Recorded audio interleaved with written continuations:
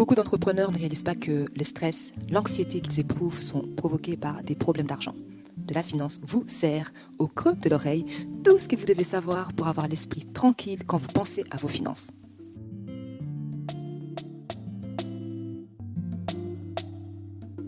Hello tout le monde, bienvenue sur les podcasts de la finance, mais pas que. Nous aidons celles et ceux qui ont l'esprit d'entreprendre à se libérer du stress provoqué par l'argent et à bâtir de la richesse. Je suis Solange Baboy, consultante financière spécialisée en gestion d'argent.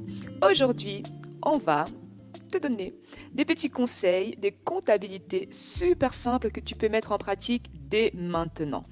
Est-ce que tu es prêt? Assieds-toi, c'est parti. Donc voici pour toi quelques conseils qui te faciliteront la vie lors de ton rendez-vous avec ton expert comptable. Profite, c'est cadeau. Diriger une entreprise sans un système de comptabilité qui est à jour et qui est correct équivaut à aller à l'école sans obtenir de bulletin à la fin de chaque période. Tu n'auras pas une bonne idée de comment tu as performé, où tu as excellé ou encore où tu as de la marge pour t'améliorer. La mise en place d'un système de comptabilité est vitale au succès de toute organisation, grande ou petite. Voici quelques conseils.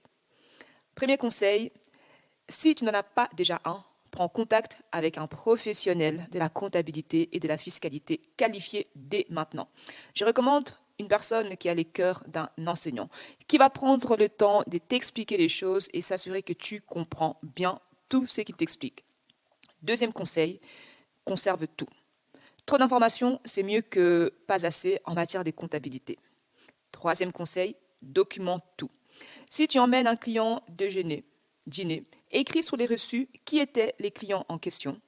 Garde aussi un carnet dans ta voiture ou un fichier Excel pour suivre le nombre de kilomètres que tu as parcourus pour te rendre à ces dîners ou à ces déjeuners. 4. Fais les suivis de tout. Choisis un logiciel comptable qui te convient.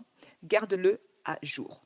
Demande à ton comptable des conseils sur comment l'utiliser et comment faire la réconciliation de toutes tes transactions. Et si tu n'as pas le temps de le faire toi-même, trouve quelqu'un qui a du temps, même si il faut que tu payes cette personne. Voilà quelques petits conseils mignons, sympathiques que tu peux mettre en pratique directement dès aujourd'hui. Le devoir pour aujourd'hui, c'est de passer en revue les 4 petits conseils que je viens de te communiquer et de répondre si c'est oui ou non.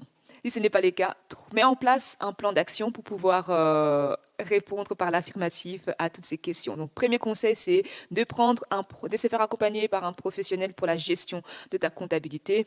Deuxième chose, c'est mettre en place un système pour tout conserver, pour conserver l'information concernant ta comptabilité. Le troisième conseil, c'est vraiment de tout documenter. Tout ce que tu fais, tu documentes. Et le quatrième conseil, c'est de faire le suivi de toutes tes transactions. De t'assurer que la réconciliation de ta comptabilité est faite régulièrement.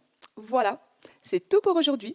N'hésite pas à écouter les autres épisodes du podcast de la finance, mais pas que, et à t'abonner pour continuer à apprendre la vérité sur l'argent et les principes de bonne gestion financière. Quant à moi, je vous retrouve au prochain épisode. En attendant, prenez bien soin de votre argent et que la paix financière soit avec vous. Bye!